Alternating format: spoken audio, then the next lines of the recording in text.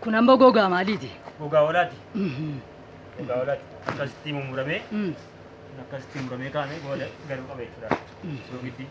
Inni kun akka inni shittaan finneef hotteen adda addaa immoo shittaa baay'inaan gara ta'e wajjiniin deemu. Wajjiniin faalamee deemuun qabu jechuudha. Qullaa'ee akkanatti seeraan galee soogidda akkasitti fayyadamne jechuudha.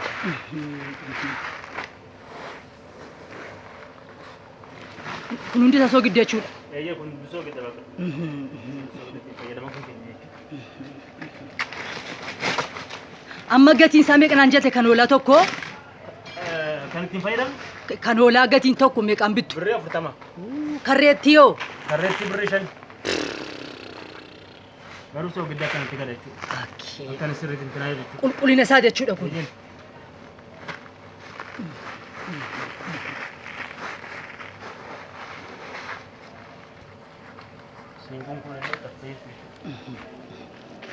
Kun hundi isaa amma kan soogiddi galeedha laa? Eeyyee.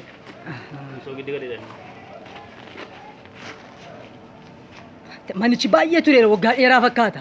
Mana qabalee dhaqa. Kun immoo gogaa sangaati miti? Gogaa sangaati. Kan sangaa meeqaan bitama? Birrii 70. Aggaaroodhaa yoo fidatee birrii 200 baasee birrii 70 yoo fidee jedhee fidaa. Birrii 200 baasee. Kan baajaajii hoo? Kan baajaajii hoo ta'e misaanuma. Haraajiin akkasiidhaa jiru. Kanaaf amma carraan isaa gara gatamuutti deemaa jechuudha. Gatamuutti deemaa jira. Baajaajii birrii 100 finnee kan birrii 40 finnee jira jirani haraajiin. Kanaaf akkasitti sirriitti galee sodaan gaarumuu qabaa. Soogidda sirriitti gatiin isaa ilaalamuu qaba jechuudha.